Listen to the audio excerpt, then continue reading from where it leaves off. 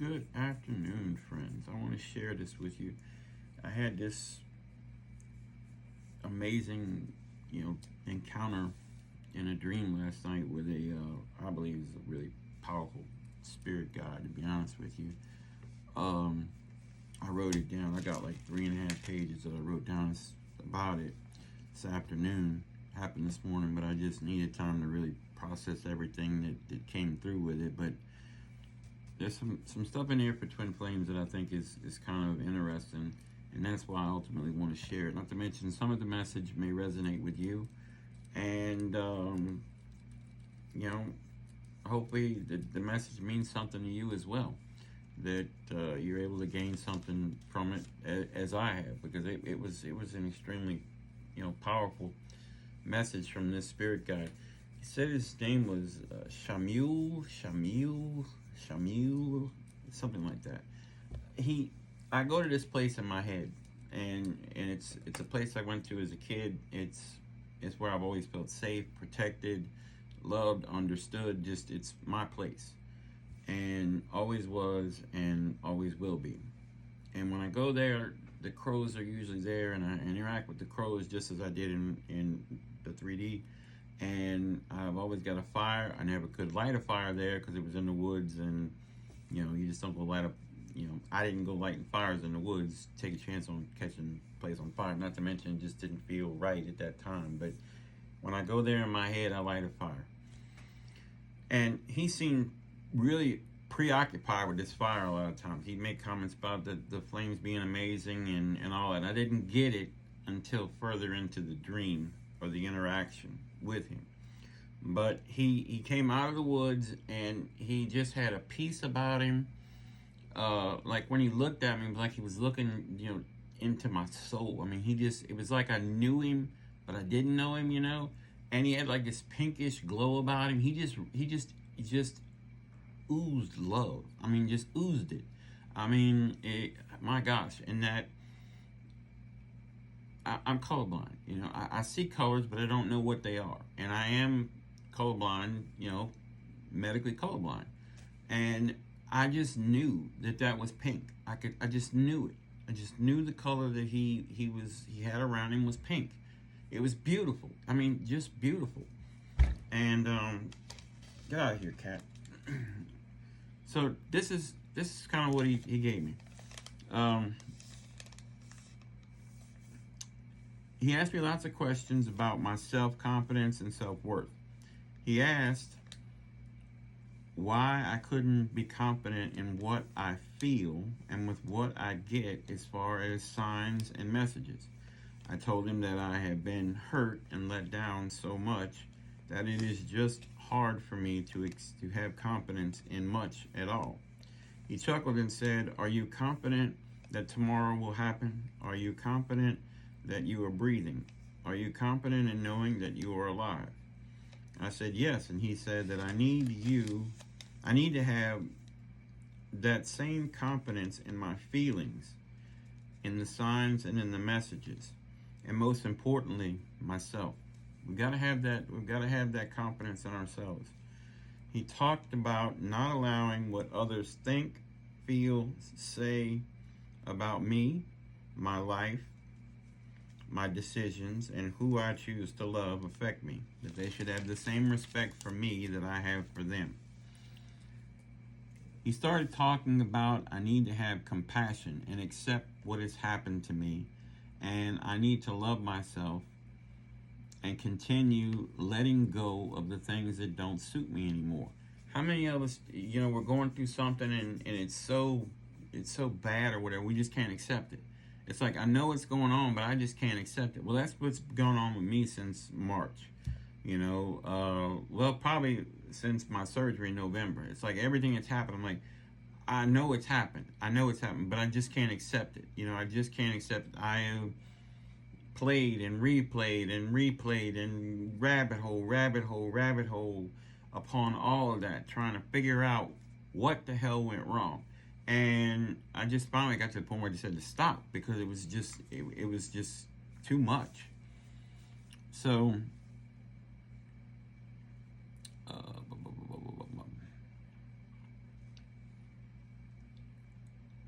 I need to love myself and continue letting go of things that don't suit me anymore. I told him that it was scary and that I don't even know or recognize myself anymore. How many of you are going through that? Where you're looking in the mirror, you're looking in your phone, you're like, man, I don't even know who that person is. All the changes that's going on and then things that's falling off and everything else, I don't recognize myself. I don't feel the way I used to feel. People are saying I'm different. People say that I'm acting different. People are leaving me left and right. These people are coming in left and right, and it's all scary. You going through that? He then started in on me about control. Of course, that's every message I get anymore, and letting go of it and embracing the fact that I don't know or recognize myself anymore, because that's the point of healing. You are healing and releasing things that have been stuck on us, hiding who we truly are. And once we start healing and releasing that, all begins to fall and we see and feel who we truly are. See how the word feel has come up through all of this? I mean, this has been the recurring thing with him through this whole thing, is going to be feeling. He asked me about why I feel lost. What, or better yet, who are you looking for? I told him that I wasn't necessarily looking for the person, but trying to find the connection. He again laughed and said, how can you be looking for something that you haven't lost to begin with? He asked me if I really understood why things have happened the way they have. I gave my explanation and he said that I was half right. There is way more to do. That was only half of it. There was way more to it. The first thing I need to do that I haven't done yet, and this is very true, I think this is what a lot of us, this was according to him, is to accept that what has happened. We've got to just accept it for what it is. It's happened. We can't change it. It's happened. It's done. It's happened. It was going to happen no matter what I did. You can't change it. There's nothing you could have done. It was going to happen. Divinely meant to happen. Meant to happen. Nothing would have stopped it. And that I need to release all the negative feelings and I have surrounding it. The separation. That's the key, I think, right there, to really kind of getting through it. Is you gotta let go of the bad feelings we got about it, or whatever it is you're going through. Release it. You can't change it. Accept it and just go from there with it. I must release all the guilt, shame, resentment, grief, and feelings of failure I have towards it, her, and myself. He pointed at the fire and said, look how the flames dance around and around each other, but then come together to form one big flame. Isn't that amazing? I thought he was getting distracted again by the fire, but I figured it out later with his help why he keeps doing this. He asked me what I felt the person I have the connection to is feeling towards me now. I said I didn't know because I don't have the ability to speak or interact with her, so I don't know. I think she's mad and doesn't want to try and make things work. He dropped his head and said, I didn't ask you what you thought. I asked you what you felt. He said, do the flames just dance and connect into one because they are connected? Or do they think about it and then start down the long, drawn-out road of wasted time thinking? He said, no, they just feel and then do it because that's what their connection allows them to do. They don't get bogged down in decisions and overthinking, planning it out, second guessing. All that allows for the possibility of regret, unhappiness, nothing but wasted time. They just know because they are one in essence. Two flames come together, they're one in essence. They're you, you're them, twin flames. They don't require thought. They require feeling each other's energies, the energy of the flames, and then just doing the dance together. When they feel like it, they merge into one giant bright flame. When they feel it, when they feel that energetic connection, they finally come together as one giant flame. They don't wonder if one is mad, upset, happy, or anything, because they feel it. They just know how the other one's feeling. They don't need to ask. They don't need to ask. They don't need to think it. They don't need to wonder they don't go there. They just know because they feel it, because of that connection. The two flames coming together as one. The flames are always going to be one flame. You just physically separated. You're always going to be one flame spiritually. I then understood what I thought was him being distracted by the flames was a lesson. He told me that in order for growth and change to occur, there are drastic and sometimes painful things that occur in order for evolution to fully transpire. What feels like death is actually a rebirth. People evolve, he said, the human, if you will, but the soul remains the same. It just gets sort of lost until it gets through the thinking, feelings, and emotions. The ego. It gets the ego. That's what he's talking about, is the ego here. He talked about souls being aware of other souls. And that people label things soul this and soul that, soulmate, twin flame, when they have no concept of the soul. They like the label because it makes them feel like what they have is special. How many people you know that are running around out there now talking about, oh, that's my twin flame, that's my soulmate, when they have no concept of it? They just like saying it because it makes them sound good, makes them sound special, makes that connection sound all that much more great. When how many twin flames out there right now are running around looking for the love boat at the end of the dock down there, ready to jump on it and go to the Himalayas to their magic castle and live happily ever after without having a clue about any of the stuff you got to go through on this journey? I was blown away by this message, I'm telling you.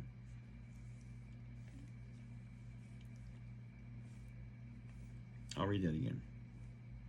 They like the label because it makes them feel like what they have is special when it has nothing to do with the soul. And when it ends, they abandon the soul and do not go and learn about it.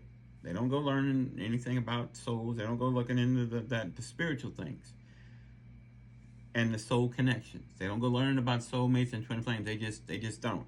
What do? Instead, they find someone else and quickly label it. They label the next relationship. Oh, that wasn't my twin flame. That wasn't my soulmate. This one is. This one is. There are some who know that what they have deals with something deeper than what they know or have come to know as love. They either accept it, divine feminine, and embrace it, or deny it out of many reasons, and then those people run from it, divine masculine. Eventually they come to understand or feel it, divine masculine, and they no longer run from it. He told me that my connection to her is stronger than ever, and I must stop doubting it as well as her. Look, I have doubted the whole twin flame thing from the very start. You know, I really have. There's been so many moments of this is not it, this is something else, this is this and this is that, this is this and that. It's not. I doubt her. I've doubted her since the very moment I met her. It's too good to be true. She could never love me. Why does she say she loves me? All this stuff. Boom. I must step into my heart and out of my head, or else I will never fully find the peace I am seeking. In order to find peace, guys, we got to stop the overthinking. We got to get out of our ego mindset, and we've got to just get out of that. We're never going to find the peace that we're looking for. That it is time to put all my energy into feeling the connection and her that she has been waiting for, waiting to feel this from you. To trust that what she feels, not thinks, is correct. She has always needed you to feel her, not think about her. Divine Masculine, your Divine Feminine needs you to feel her, hear her. That's what she needs. She needs that. She doesn't need you thinking about her, doesn't need you pushing and all that. She needs you to feel her, feel what she needs. To truly feel the flame, you must see it. In order to feel what that flame needs, you have to picture it in your mind. It's like that's how the connection is. It works for me. Like, is when I really want to feel it, I have to envision her in my mind, and that's what he was getting at, like meditation. For what it is a reflection of your. To truly feel the flame, you must see it. For what it is a reflection of yourself. Because again, the flames are in essence one flame. He told me he wanted to gift me something. I told him he'd already given me enough. He said that she loves you and always had, but I have given her times of great doubt and fear that I didn't love her. That I need to stop seeing her as an object. How many of you Divine Masculine are seeing your Divine Feminine as an object and not what she truly is? To be obtained. And see her as a piece of yourself. You both, she's you, you're her.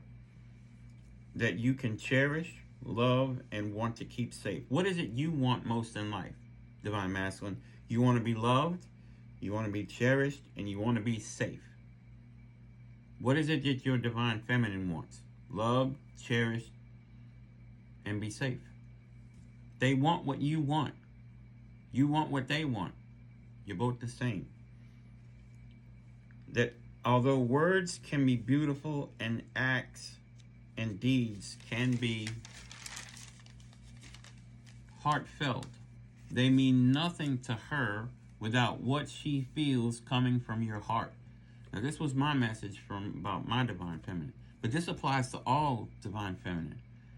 You can say all the things you want to say. You can make all the excuses you want to make about why you did this and why you didn't do that. You can cover it up by giving her all these things, and you can do all these amazing, acts of love and all that. But at the end of the day, if she doesn't feel what's coming from your heart is genuine, it doesn't matter if your words are the sweetest words in the world and your acts and deeds are the most beautiful things, and they match up together. At the end of the day, if what's coming from here, going to her here, doesn't line up, then it doesn't mean anything to her. You're wasting your time. You don't know and recognize yourself because two things have always been in your heart your entire life: resentment and fear. This is for me. You must not ever resent or fear her, because to do so would be like resenting or fearing yourself. What you got in your heart, Divine Masculine? What is it you're carrying in your heart that's blocking your Divine Feminine from getting in there? What is it you're seeing about her that's keeping her at bay from your heart, really gaining access to your heart? Because that's where you need to do your work. And that has been there far too long. She has released the resentment and fear she has held in her heart. Now you must release yours. My gift is this. He reached into his chest and he came out with this heart that was glowing up and pulsating with a pink light around it. It was beautiful. It was beautiful. It wasn't like a medical heart. It was like it's a regular heart, but it was just pink, glowing and pulsating.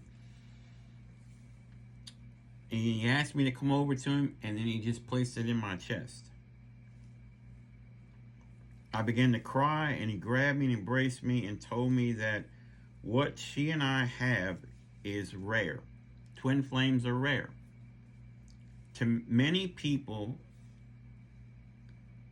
Too many people claim this connection and have no concept of it. But for those like you and her, it is real. He asked me if I understood and accepted that what that connection, that love is truly real and still there. But a lot of work needed to be done and needs to be done by both so that you both can be together physically. Physical union. In order to get to the reunification of the oversoul, you gotta have physical union. You gotta deal with the stuff, psychological stuff, heart stuff. He said that my prayers had been heard and that he had been sent. He had been with me for quite some time, but he didn't feel the time was right to appear to me until I started to understand things differently. I believe it wasn't until I got that revelation about the heart and feeling things that he really came through. Because all this stuff he's in him with the heart and all that, I think that's when he really felt it. He said he had to go, but that all I had to do was call to him and he would hear. I think he was a really powerful guide, honestly.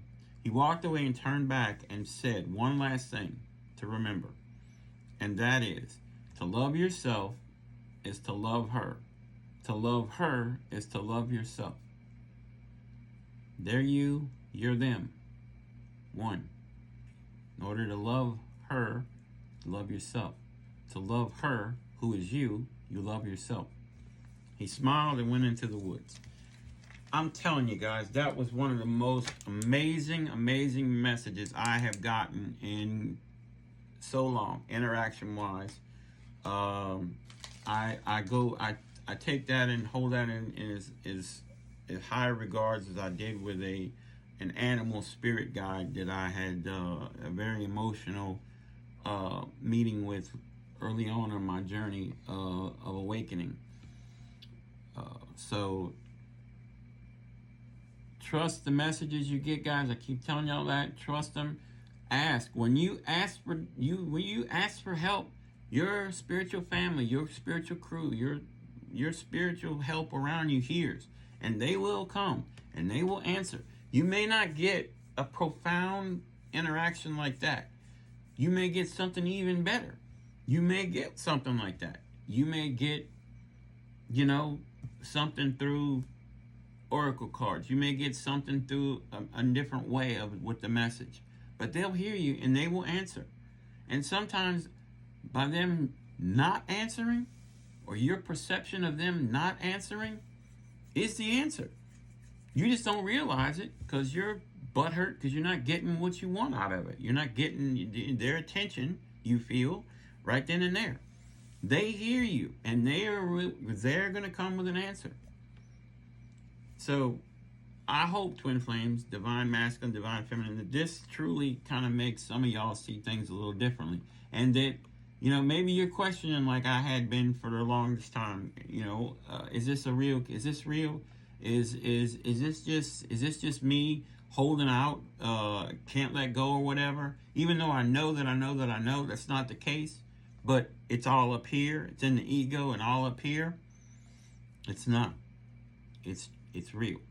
For those of you labeling stuff, that's my twin flame and that's my soulmate, and you don't have any concept of what a twin flame is. You're basing it off of what your girlfriends have told you because they read it in a gossip magazine or whatever they read it in, and you got no clue of it. You hadn't watched one video. You may have watched one video, and I'm taking all that to heart. That's not doing research. That's the beginning of research. You need to do some research. Look into it, in-depth research, because you have no clue of it. And look, the word twin flame used to make me want to throw up. I've said this numerous times. My Divine Feminine knows this. I told her that from the very beginning. It made me want to physically throw up when I heard that term. I understand now why I felt that way. But it almost kind of rubs me the wrong way when people start labeling themselves, especially when I'm doing readings for people, and they start labeling themselves as twin flames. And I'll ask them, Well, what makes you think that you're a twin flame? And they start giving me all this stuff that has nothing to do with twin flame. It has nothing to do. And it's toxic as hell. I mean, it's abusive. It's horrible. And I'll start kind of going down the line of things that I've learned. And I'm not all knowing. I don't know everything there is to know. And I'm the first to tell you that, and will always be the first to tell you that. I learn something new every day. And there's obvious things, though, when you start doing the research. And when they start going down that road, and it just really just rubs me the wrong way. And then when I try to help them to understand and they get defensive and attacking, then, that's when I give up. You're right. You're a twin flame. That's exactly right. And I hate to say it, but your reading is going to suffer because because you get attacked, you start attacking and you get defensive like that, then I'm just ready to end the reading because you change the energy and you change my energy. And you put me in a bad spot, a bad way. And I don't want to read for you then. So, I hope this helps some of y'all. I really do, because this was just truly amazing. And I've been just in this deep reflection all day with it. So, y'all have a good night and a good afternoon.